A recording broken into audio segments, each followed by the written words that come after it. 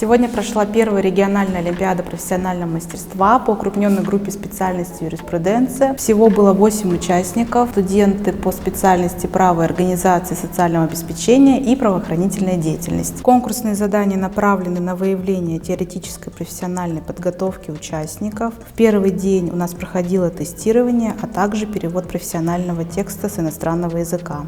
Второй день у нас был практический. Студенты по специальности право и организации социального обеспечения решали практические задачи по расчету пенсии. Студенты по правоохранительной деятельности выполняли ряд практических заданий, таких как сборка-разборка автомата на время, задержание преступника, оказание первой медицинской помощи. Сегодня у нас первый этап был сборка-разборка автомата Калашникова. В основном все участники знают порядок выполнения данного упражнения.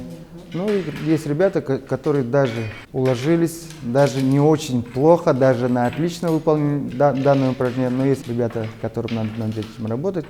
Как говорится, совершенству нет предела. Такой подозреваемый в совершении преступления. При сокращении дистанции я буду вынужден применить оружие. Кругом. Ребята в основном теоретически этими знаниями все владеют, но применение их в практической деятельности и навыки, они приходят все равно с годами, со временем, с практикой. Но есть ребята, которые, да, навыки есть у некоторых даже очень хорошие. Олимпиада длилась в течение 2 дней. На второй день мы наградили участников и победителей.